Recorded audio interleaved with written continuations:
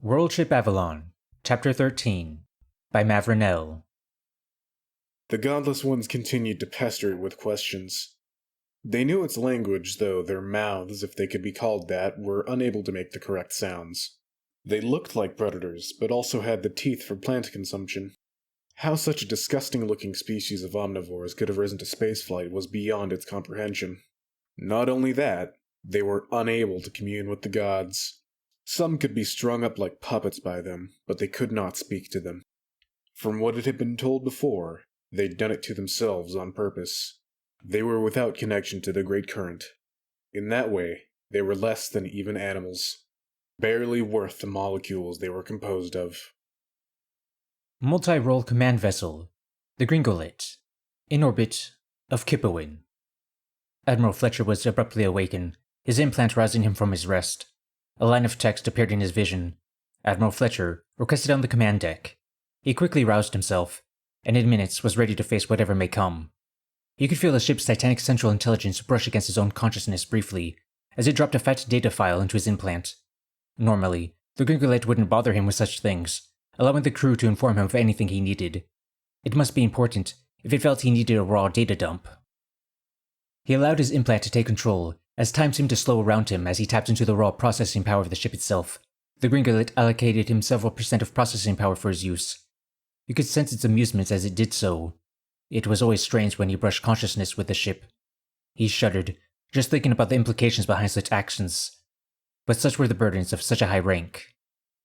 The file began unfolding in his mind, brushing away his thoughts as raw data dumped into his mind. His neurons were co-opted by the machine in his head. They processed and cataloged the information faster than his consciousness could possibly absorb the information, and he felt knowledge sprout forth from the deep recesses of his mind as his consciousness began to collate the information. All of this occurred in the space of a second.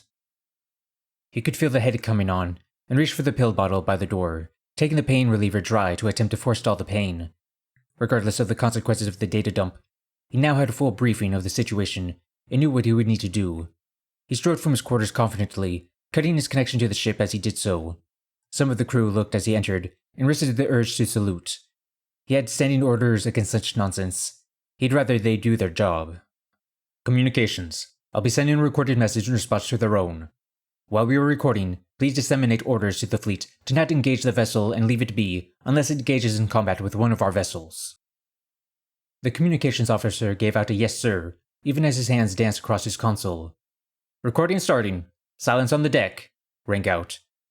Admiral Fletcher stood in front of his command couch, hands behind his back, the chrome of his cybernetic eye gleaming. Whale Chaser, I am Admiral Fletcher of the Avalon fleet. I've heard your request for non-interference in your hunt. Our only request, in return, is non-interference in our own affairs in this system. Though, if it is possible, we would like to exchange further communications to learn more about you. Humanity has been scattered, and to find cousins of ours still capable of traversing the void is a rare thing.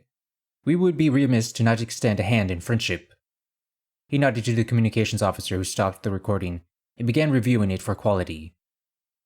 Admiral Fletcher sat down in his command couch, somewhat heavily, accepting a coffee from a junior officer that seemed to materialize into existence at the exact moment. Now that he had a moment, he properly reviewed the data that had been dumped into his mind so violently. The ship they had detected in subspace had entered the system almost silently. Most human ships had much smoother subspace transitions than that of the slugs, but this was on another level. It was still detectable by military-grade instruments, but he doubted even the most advanced civilian scanners would be able to see them enter the system. They had sent a communication towards the fleet after some delay, likely as soon as they saw them, warning the fleet off in rather colorful language. They apparently didn't want the fleet going after their prey when it entered the system. They were chasing some sort of void whale, and had chased it into subspace before entering subspace themselves and outpacing it to its destination. His mind flicked to what he knew of the slugs and their own ships, giant spaceborne creatures that they lobotomized and sculpted to their needs. Perhaps these void whales were one and the same. There was much they could learn from these new cousins that had so suddenly appeared. If possible, he would try and send an envoy to learn more about them. Subjugation via diplomatic and trade measures would be much preferable to the mess that was going on below. Thinking of that, he turned his attention to the world below. Things were progressing swiftly, though the local forces in the north had given up on holding fortified positions. Some of them traveled southward to fortified positions in the south, while others had shifted to guerrilla tactics.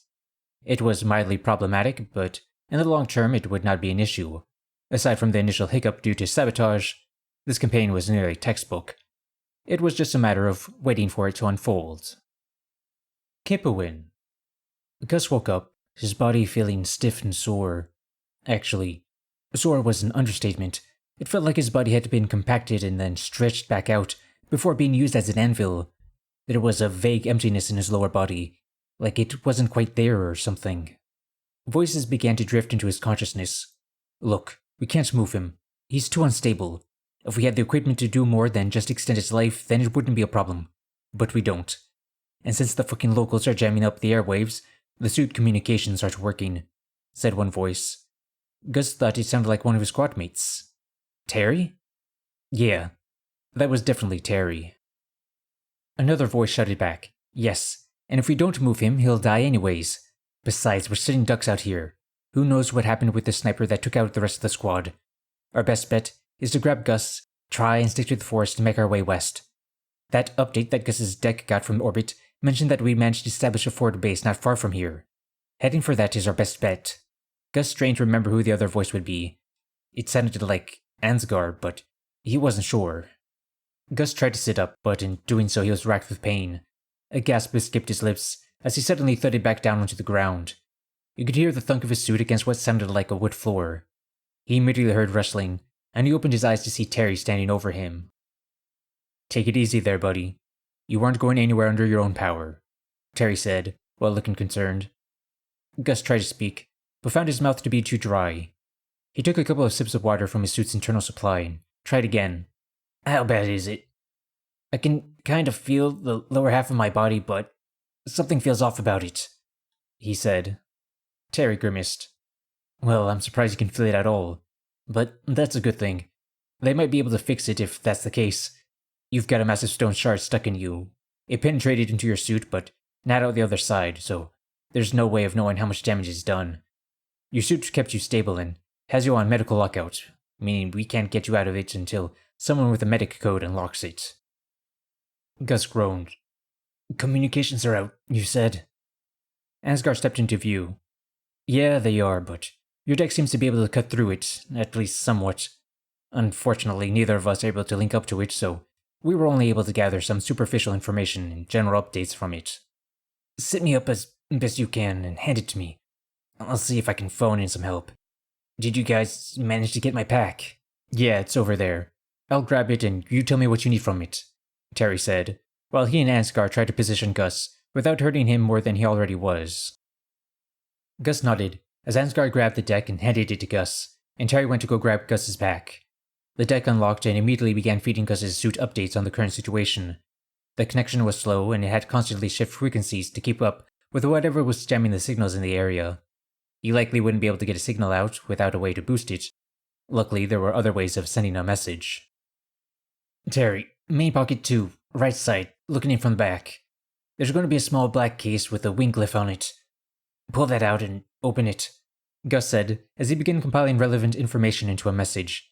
He was able to grab their location using the local GPS systems that the fleet had managed to compromise and hijack.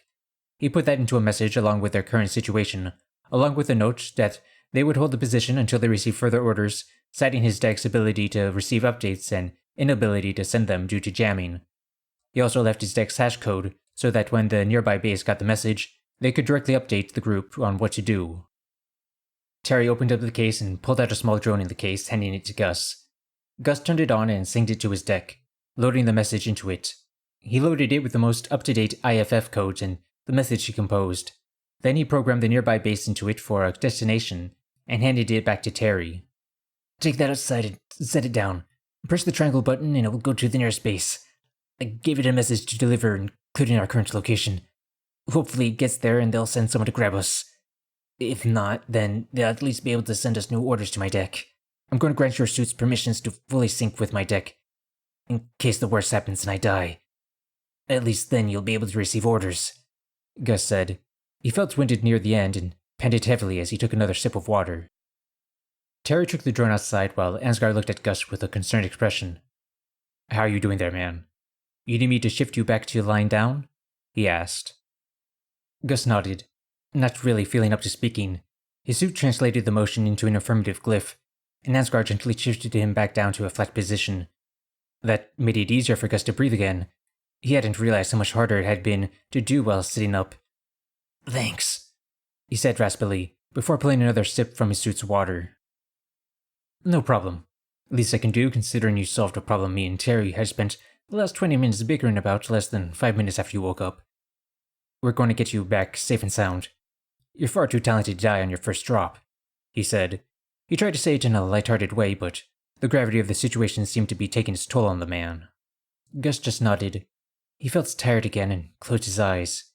He heard Terry come back in and tell him the drone was on its way. And then there was just darkness.